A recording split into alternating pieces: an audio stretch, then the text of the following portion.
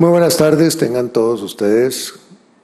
También muy contento de compartir esta mesa con dos grandes juristas, dos grandes amigos, mi exprofesor, don Enrique, y por supuesto agradeciendo todas las enseñanzas que a través del tiempo uno ha ido absorbiendo y comunicando de una u otra manera para efectos prácticos de compartir el conocimiento, porque es una función no solo solidaria, sino también compenetrada para efectos prácticos de irse superando de manera continua y compartida. A mí se me asignó una conferencia de fondo sobre el servicio público y la justicia aplicada.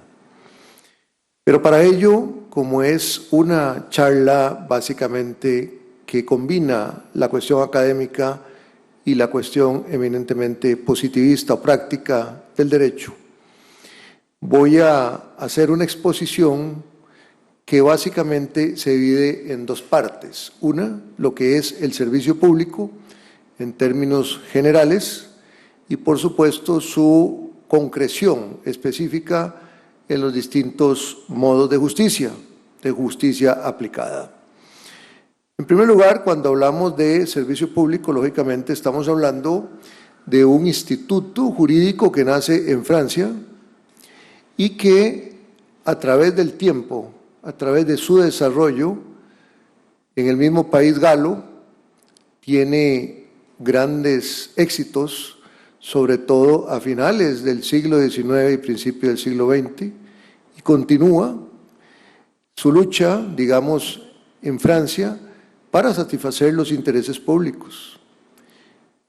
Viene una disminución de su importancia en el tiempo, sobre todo en la Cuarta República y en la Quinta República en cierta medida, las dos muy degolianas, y luego con los gobiernos socialistas, lo que es la teoría del servicio público llega a fortalecerse de nuevo y con la caída, digámoslo así, de los gobiernos socialistas, específicamente el último grande que fue Mitterrand, grande desde el punto de vista de que era un socialdemócrata convencido, viene también una fuerte caída de lo que es la teoría del servicio público. ¿Qué significa el servicio público? Bueno, como les dije, es un instituto jurídico que lo que busca es, a través del desenvolvimiento de la actividad administrativa, satisfacer los intereses públicos y, por supuesto, establecer mecanismos de bloqueo o de defensa para esa satisfacción de manera obligada por parte de los funcionarios públicos. Tanto es así que, desde el punto de vista de la doctrina, encontramos distintas perspectivas de interpretación del servicio público. Por ejemplo, hay autores, personas que concentran la atención en los sujetos que prestan el servicio, como son los funcionarios públicos en general. Hay otros que hablan de la regularidad o el ordenamiento jurídico aplicado, que debe ser un ordenamiento jurídico público y no de derecho común, exorbitante al derecho común, que es el derecho público, y específicamente, sobre todo, el derecho administrativo. Y luego están también los que enfatizan en la necesidad del fin, o sea, la teoría teleológica, hacia dónde va el servicio público, para qué existe el servicio público. Pues bien, el servicio público existe para la satisfacción de los intereses públicos. Ese es un esquema bastante tradicional que los distintos autores fueron desarrollando, algunos defendiendo los sujetos, otros la regulación, otros el fin público, y también, por supuesto, estaban quienes defendían la totalidad de sus elementos combinados, precisamente en función de la necesidad de que el servicio público prestara el servicio para la satisfacción de los intereses públicos. Por ejemplo, podemos citar aquí dos autores rápidos. Léon Duguay fue un jurista que combinó todos los aspectos sociológicos y básicamente señala que el servicio público no solo es un instrumento de satisfacción de los intereses públicos, sino fundamentalmente del intercambio de las necesidades sociales, para lo cual el Estado tiene que estar presente con el ejercicio de su poder efectivo y que se dé la subordinación, y solo el Estado puede hacer valer el servicio público. Otto Mayer, por ejemplo, en la doctrina alemana, que llega a sostener dos tipos de, digámoslo así, de utilidades, lo que él llama la utilidad o las utilidades constitucionales del servicio, que es básicamente toda aquella dimensión abstracta, permanente, que se deriva de los textos constitucionales o de los derechos de la Constitución, donde no haya texto escrito. Y luego llama utilidades accidentales, básicamente el ejercicio de la función administrativa a través de la discrecionalidad administrativa. Obviamente existen utilidades que no solo son constitucionales y que reúnen los elementos de la abstracción y la permanencia, como es la, por ejemplo, legislación ordinaria e incluso en alguna medida la reglamentaria, en la dimensión administrativa. Y por supuesto, si hablamos de actividad administrativa, no solo es en función de la discrecionalidad, sino también tenemos, por ejemplo, la aplicación rigurosa del principio de legalidad sin el ejercicio de la discrecionalidad administrativa. Bien, visto esto, entonces, podríamos decir que el servicio público, como teoría, ha venido menos. Y, digámoslo así, lo que tuvo fuerza en un momento determinado, en la práctica se fue, digamos, aplicando una nebulosa, fue disminuyendo esa parte inflada del servicio público frente a realidades prácticas que contradecían la teoría clásica del servicio público. Por ejemplo, si concentramos la atención en los sujetos, básicamente, desde el punto de vista tradicional, se habla de la actividad administrativa. Lo que pasa es que hay actividad administrativa que no necesariamente coincide con el servicio público. La actividad de la administración pública puede incluso desarrollarse a través de la capacidad de derecho privado. Y en esa capacidad, por ejemplo, la administración puede incluso ejercer sus potestades o más bien su capacidad privada en el régimen de competencia, para lo cual, por ejemplo, podríamos hablar también de las empresas públicas. Empresas públicas que se definen ya sea de pleno derecho, porque la ley lo impone, o empresas públicas en el sentido de que su participación es mayoritaria a nivel accionario, en una sociedad mercantil, por ejemplo, o de formato mercantil. Para un caso práctico, Costa Rica, la empresa de servicios públicos, sociedad anónima, es una empresa pública. Ejerce actividades administrativas, no obstante, tiene la aplicación también de un régimen de derecho común, específicamente laboral, civil, sin perjuicio de lo mercantil, que su nombre lo indica, con un formato mercantil, y hay un entremezcle de dos bloques jurídicos distintos, el de derecho común y el de derecho público, específicamente administrativo.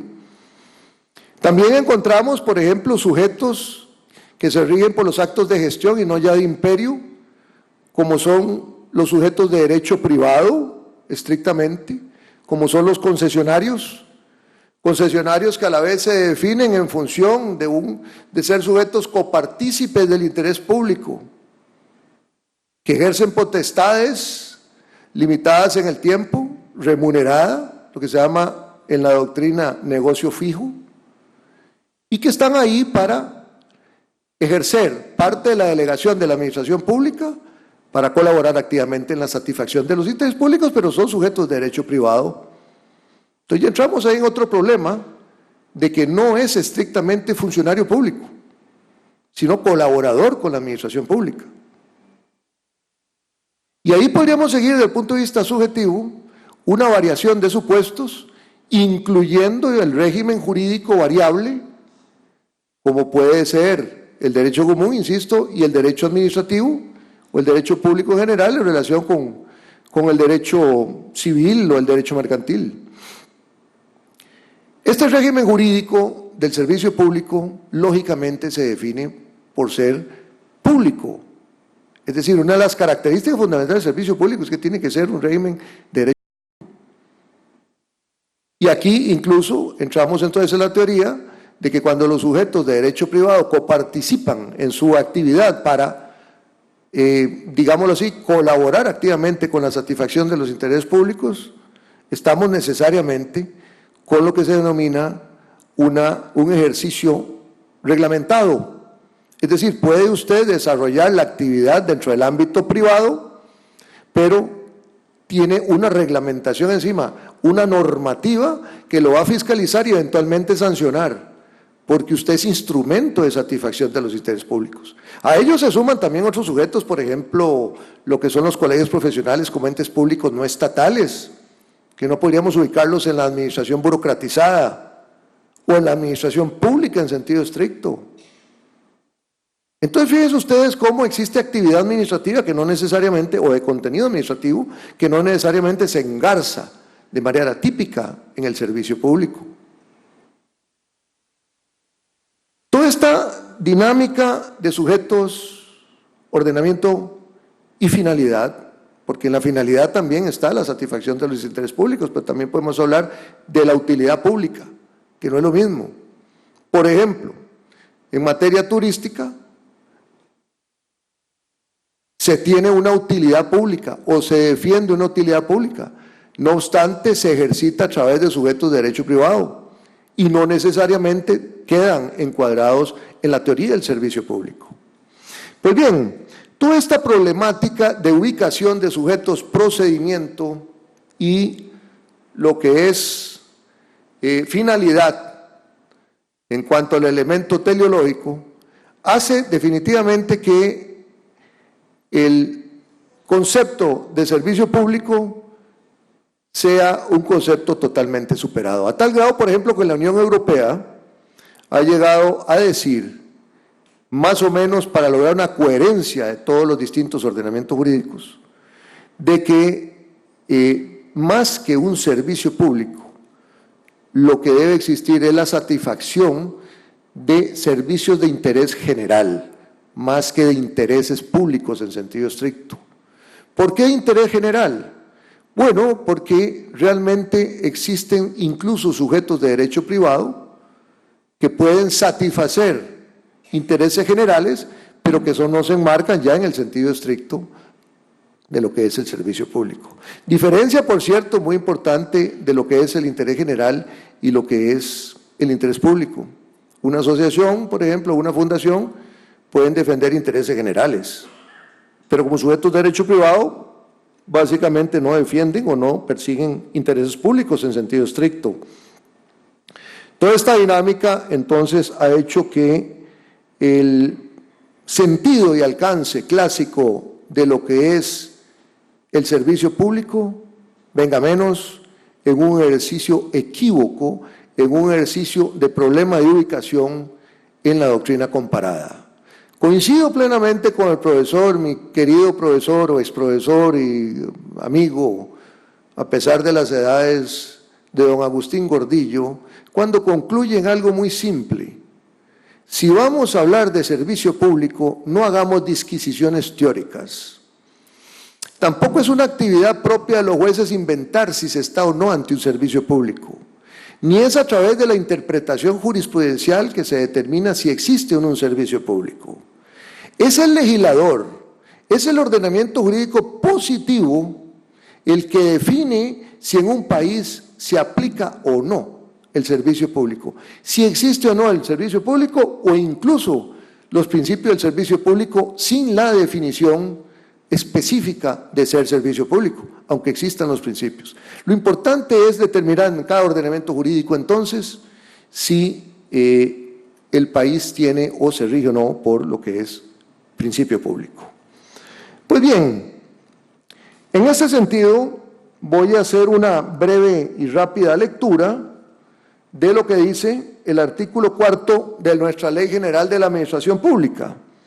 Y dice así: la actividad de los entes públicos deberá estar sujeta en su conjunto a los principios fundamentales del servicio público, para asegurar la continuidad, su eficiencia, su adaptación a todo cambio en el régimen legal o en la necesidad social que satisfacen, y la igualdad en el trato de los destinatarios, usuarios o beneficiarios.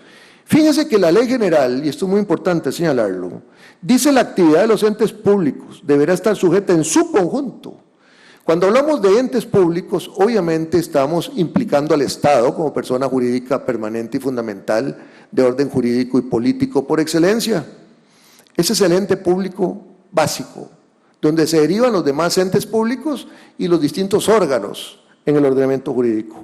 Pues bien, esta actividad de los entes públicos deben regirse en su conjunto por 4 principios básicos, que es el de igualdad, adaptación a los cambios sobrevenidos de hecho y derecho, lo que es la eficiencia y la igualdad, ¿verdad? La continuidad. Muy bien. Esto entonces nos lleva a varios aspectos importantes en el servicio público. En nuestro sistema se da expresamente la existencia de los principios de servicio público en todo lo que es las entidades máximas, derivadas, mínimas y por supuesto los distintos órganos administrativos en sus distintas categorías que se rigen necesariamente por el principio o los principios, del servicio público. Ahora bien, existen también, desde la perspectiva material y ya no formal, actividad administrativa que es desarrollada por otros órganos fundamentales, como por ejemplo lo que llaman poder o mal llamado poder legislativo, poder judicial, Tribunal Supremo de Elecciones, que materialmente pueden ejercitar actividades de contenido administrativo y por ahí entonces se filtra también la necesidad de la aplicación de estos principios, porque son parte del Estado desde el punto de vista de la actividad material, estrictamente administrativa. Estos principios, y en esto he insistido mucho, han sido complementados por la jurisprudencia constitucional. Y estos principios en su conjunto forman parte todos de una misma cadena, son eslabones para llegar al resultado de lo que es el servicio público en Costa Rica. O sea, los 4 principios de la Ley General de Administración Pública quedan elevados al rango constitucional. Y dentro de los principios que he señalado de manera complementaria la Sala Constitucional está el de eficacia, el de transparencia, el de rendición de cuentas, el de probidad, el de la regularidad en cuanto a regulación propiamente desde la perspectiva jurídica y por supuesto también está lo que es el principio de transparencia activa en el ejercicio de la función pública. Principios que también están señalados claramente en el artículo 3 de la Ley contra la Corrupción y el Enriquecimiento Ilícito en la Función Pública, donde se habla del deber de probidad. Deber de probidad donde están los principios del interés público, la planificación, la regularidad, la eficiencia, la continuidad, la igualdad, la rectitud, la buena fe, de las potestades públicas, imparcialidad y eficacia, economía y eficiencia en el manejo de los recursos públicos. Fíjense ustedes qué interesante, cómo entonces todo se va compenetrando en lo que es parte de todo un conjunto de principios del servicio público en sus distintas gamas de interpretación y aplicación desde la perspectiva del derecho público por excelencia. Bien, cuando hablamos de justicia, servicio público, justicia, entonces no podemos circunscribirnos a lo que es el servicio público exclusivamente desde la esfera administrativa. Porque también, yendo a un criterio eminentemente positivista, siguiendo lo que dice don Agustín Gordillo, que señala el ordenamiento jurídico de forma expresa, ¿es o no es un servicio público el Poder Judicial? La actividad jurisdiccional en sentido estricto. No ya la administrativa, que estamos claros, desde el punto de vista administrativo tenemos principios rectores en el debido procedimiento, incluso el principio de eficiencia, que entramos en una paradoja, incluso por ejemplo con el silencio positivo, donde realmente, por un lado, si la administración no ejerce su potestad de veto, como dice don Eduardo García Enterría, para en el plazo del mes rechazar motivadamente una solicitud, una aprobación, un permiso, una licencia o una autorización, pues simple y sencillamente la administración debe reconocerlo en tanto el solicitante cumpla con todos los requisitos del ordenamiento jurídico desde el punto de vista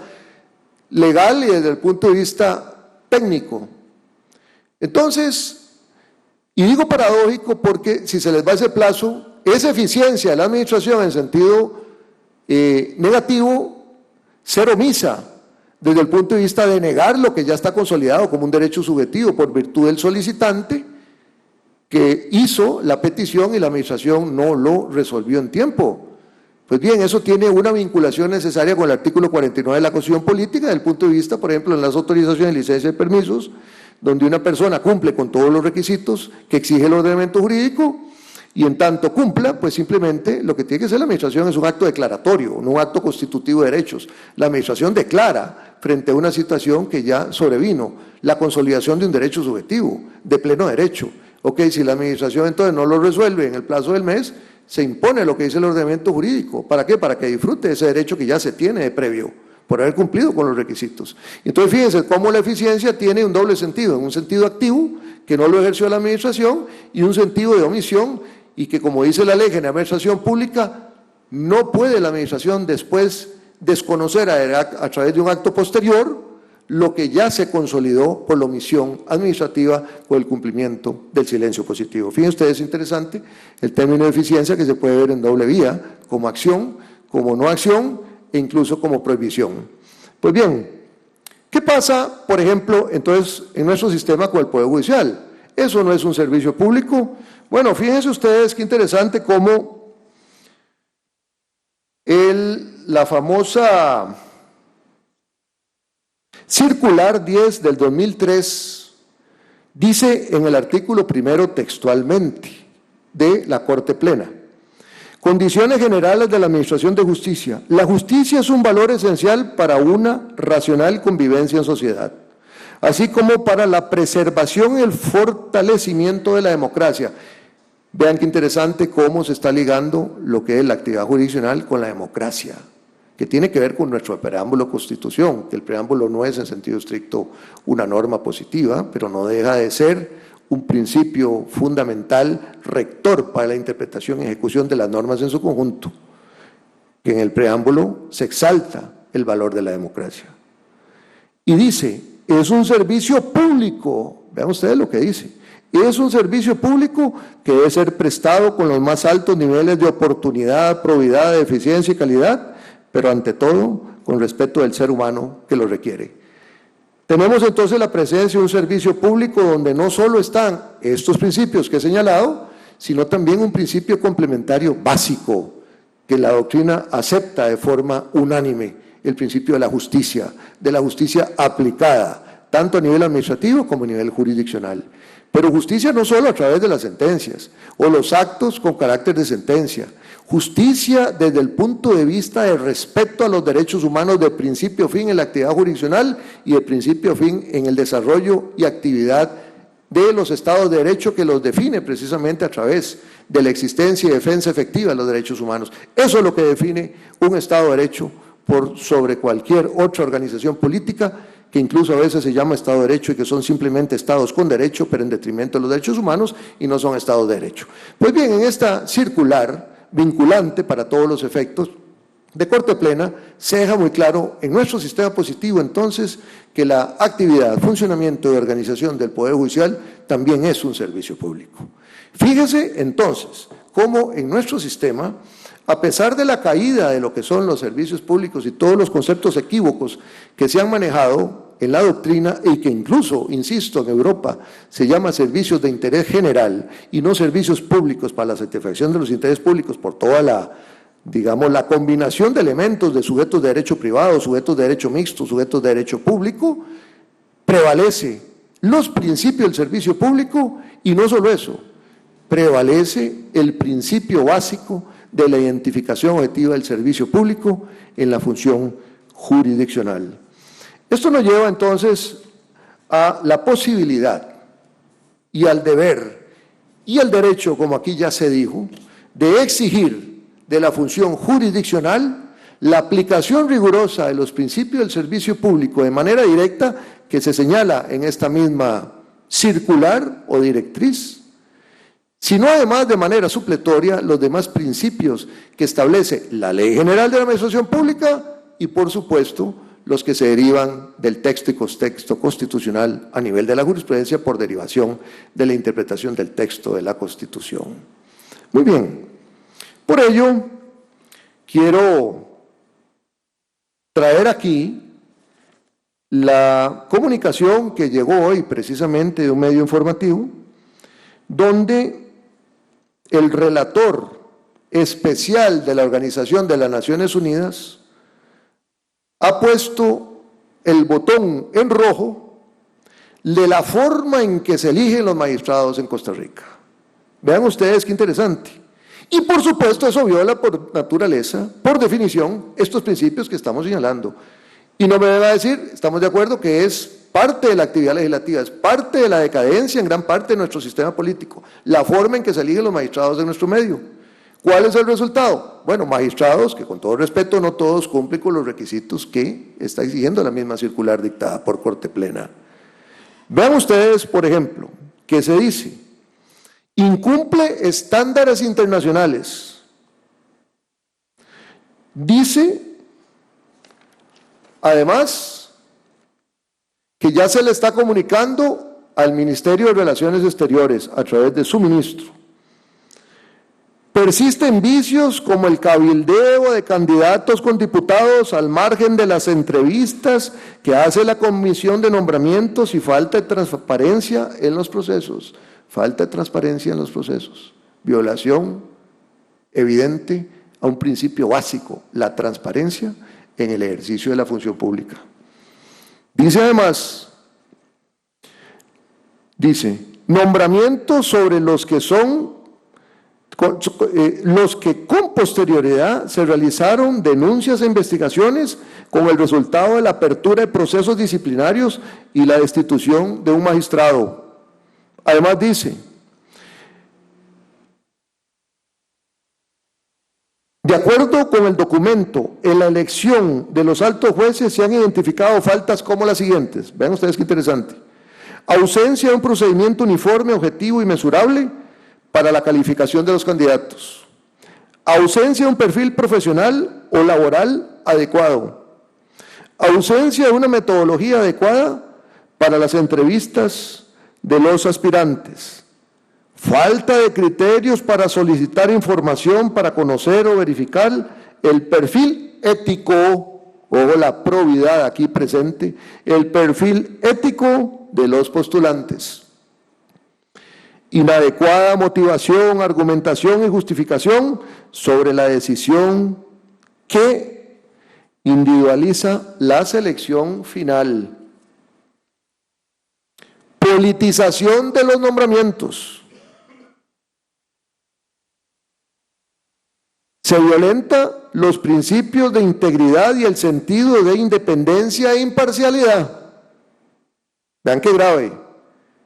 Los jueces, los máximos jueces de Corte Plena, a través de un mecanismo de elección donde se están afectando los principios básicos del servicio público, donde están contenidos también en la ley contra la corrupción, y además de ello se violenta principios fundamentales ya en el ejercicio de la función jurisdiccional, en el procedimiento de elección, como es el de la independencia y la imparcialidad. Dice además, los estándares internacionales establecen criterios sobre la idoneidad de las personas seleccionadas. Desde este punto de vista se considera necesario el establecimiento de un sistema técnico, objetivo y transparente en la elección de los magistrados de la Corte. Vean ustedes, esto salió hoy en un medio informativo, Serie Noticias, por si quieren ustedes confirmarlo. Y me cayó al dedo realmente con esta conferencia. Me llamó poderosamente la atención precisamente de que esto viola grave y radicalmente lo que la misma Corte Plena viene señalando en el ejercicio de la función jurisdiccional. Y vean ustedes que esto es una llamada de atención, por supuesto, a nuestro sistema de elección de magistrados, insisto, y a la actividad legislativa, porque no podemos seguir en esta forma de elección de los magistrados que definitivamente no garantiza que los mejores estén, ni tampoco garantiza la purificación y perfeccionamiento de nuestro sistema como Estado de Derecho, donde deben respetarse precisamente todos estos principios de servicio público al que he hecho mención. No obstante, el ordenamiento jurídico, ahí está el escrito y no escrito. Las disposiciones normativas están señaladas claramente, no solo como identificación de la existencia en Costa Rica del servicio público, sino de los distintos principios que se integran en una totalidad y que tienen rango constitucional. Y vuelvo a decir lo que he señalado durante muchas ocasiones: si en Costa Rica se ponen a funcionar de manera pulcra, puntual y eficientemente los principios del servicio público en general, nuestro sistema sería absolutamente distinto en favor de la satisfacción de los intereses públicos, más allá incluso que un proceso constituyente. Para mí este es el verdadero proceso constituyente en cuanto al fondo, porque realmente la norma existe, simplemente tiene que existir no solo la voluntad, sino también la persecución necesaria para que se cumpla con estos principios que están no latentes, vigentes en nuestro ordenamiento jurídico, escrito y no escrito, y hago votos como ciudadano y creyente en la democracia, en el Estado de Derecho, para que esto sea una realidad en ascenso y, por supuesto, una realidad que compartan nuestros nietos y nuestros hijos en la democracia, no solo representativa, sino en la democracia activa, donde los ciudadanos no son objetos, sino sujetos del sistema político por excelencia. Muchísimas gracias.